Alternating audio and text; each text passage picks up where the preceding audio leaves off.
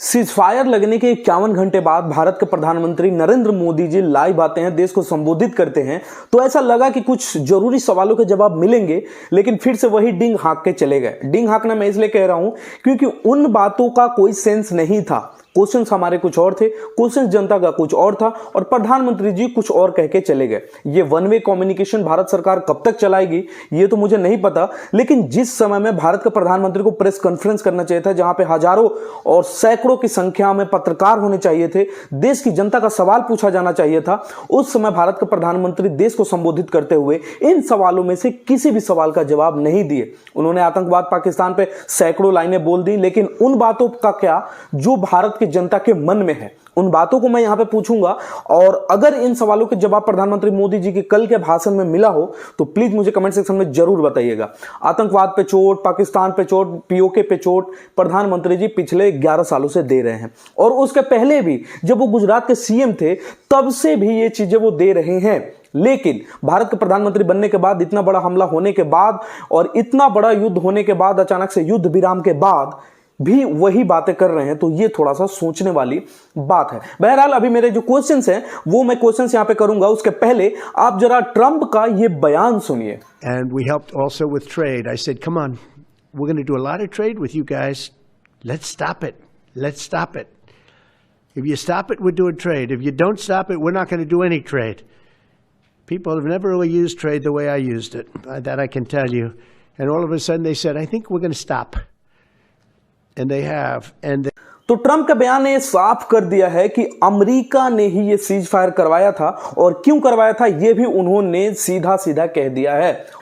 Trump का सीधा कहना है कि अमेरिका और पाकिस्तान को मैंने व्यापार का डर दिखाया कि अगर उन्होंने ये सीज फायर नहीं किया तो अमेरिका उनसे व्यापार नहीं करेगा, और वो तुरंत मान गए। इसका मतलब ये है कि डोनाल्ड ट्रंप ने, डोनाल्ड मैंने इसलिए कहा क्योंकि भारत के प्रधानमंत्री जब बेस्ट फ्रेंड बुलाते हैं तो उनको डोनाल्ड कहते हैं प्यार से, तो मैं भी भाई भारत का ही हूं तो प्यार से डोनाल्ड ही कहूंगा।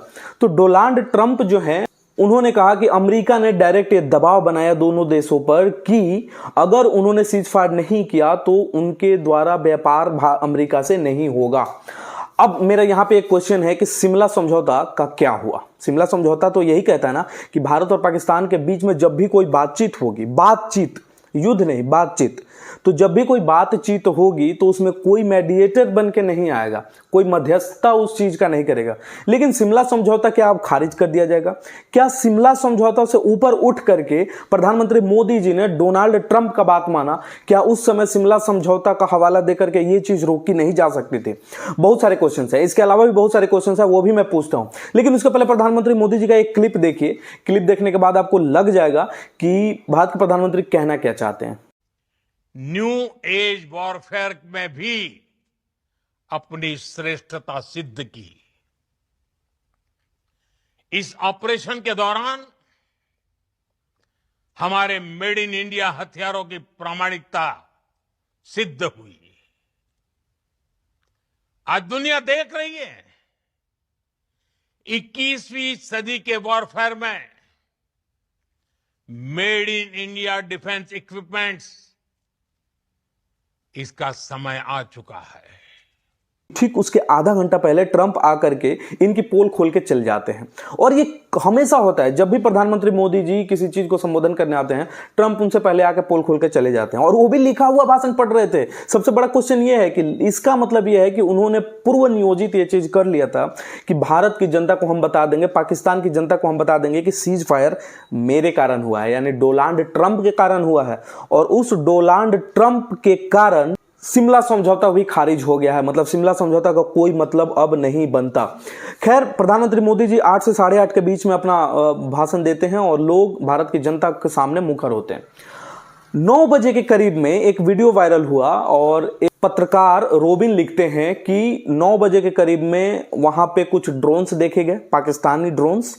अब वो पाकिस्तानी थे कि हिंदुस्तानी, वो ये चीज नहीं लिखते हैं, लेकिन अगर पाकिस्तान की तरफ से आ रहे हैं, भारत अपना ड्रोन अपने ही जगहों पे क्यों ही छोड़ेगा, तो वो पाकिस्तानी ड्रोन्स थे। 8:30 में प्रधानमंत्री मोदी जी सीज फायर फलाना फलाना धमका के बंद करते हैं ये चीजें, और 9 बजे के करीब में पाकिस्तानी ड्रोन्स अमृतसर में लैंड होने की कोशिश करता है। हालांकि हमारे जो एयरफोर्स है, हमारे जो मिसाइल्स हैं, उनको वो लैंड करने में सक्षम नहीं होने देता।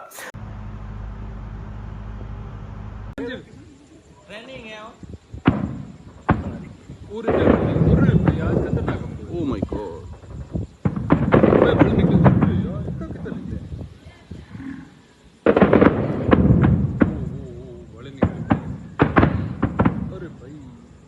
एक वीडियो और देखिए जिसमें यह दिखाया जा रहा है कि अमृतसर जाने वाली फ्लाइट को यू टर्न लेकर के दिल्ली में उतार दिया गया। हवाई अड्डे पर दिल्ली के हवाई अड्डे पर उतरेंगे। इस असुविधा के लिए हमें खेद है और आगे की जानकारी हम आपको निरंतर देते रहेंगे। आपके सहयोग के लिए धन्यवाद। May I have your attention please? The captain has informed us that we'll be diverting to Delhi due to not clearance, not getting the clearance at Amritsar Airport. We deeply regret this inconvenience and appreciate your understanding. We will update you as soon as possible. For more information is available to us. Thank you. Rajasthan में blackout है, अमृतसर में blackout है, जम्मू कश्मीर में blackout है, श्रीनगर में blackout है।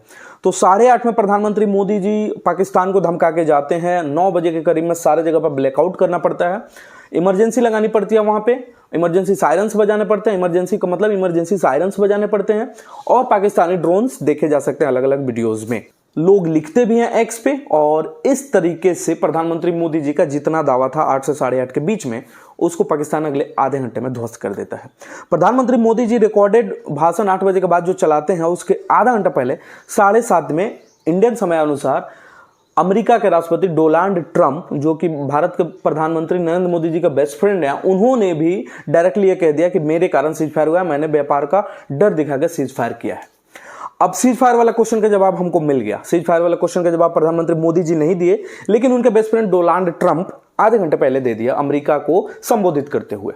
लेकिन फिर भी सीज फायर के बाद भी कुछ क्वेश्चंस अभी बने हुए हैं। सबसे पहला जो मेन और सबसे नंबर 1 पृष्ठभूमि पे यह क्वेश्चन रहना चाहिए कि उस बीएसएफ जवान का क्या, जो पाकिस्तान के कब्जे में है, क्या इस समझौते के बाद वो बीएसएफ जवान भारत आएगा?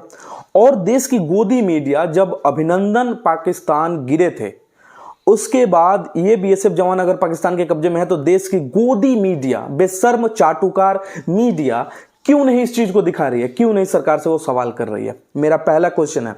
मेरा दूसरा क्वेश्चन, क्या अमेरिका का कश्मीर पे जो ये मध्यस्थता है और साथ में जो सीज फायर पे डायरेक्टली उनका कहना यह है कि मेरे मेडिएटर के होने के बाद ये सीज फायर हुआ, तो क्या भारत को ये चीज एक्सेप्टेड है कि कोई तीसरा देश, चाहे वो कोई भी हो, वो भारत और पाकिस्तान के बीच के मसलों को सुलझाए, वो भारत और पाकिस्तान के कश्मीर मसले पर डायरेक्टली बात करे? क्या भारत को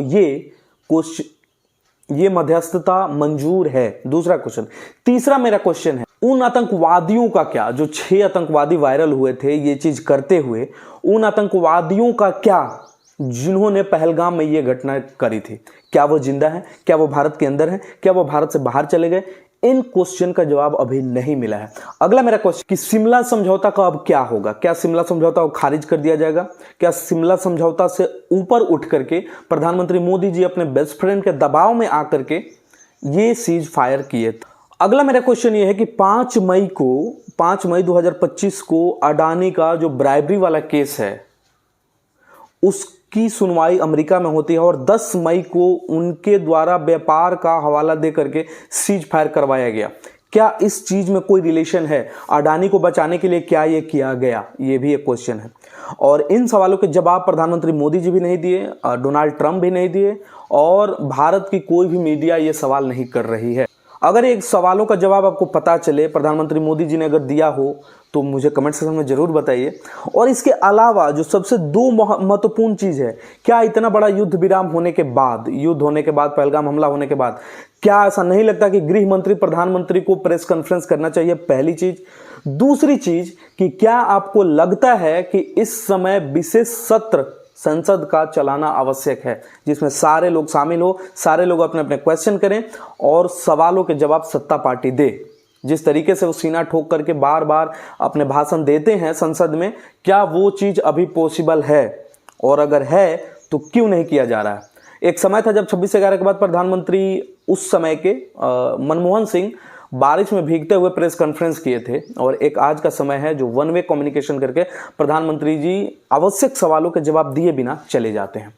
तो ऐसा नहीं चलेगा। अभी ये जो 5-6 प्रमुख सवाल हैं, इसका जवाब भारत के प्रधानमंत्री को देना होगा, और अगर नहीं देते हैं तो फिर आने वाले चुनाव में हमको उनका जवाब देना होगा। मिलते हैं अगले वीडियो में, तब तक के लिए इजाजत दीजिए।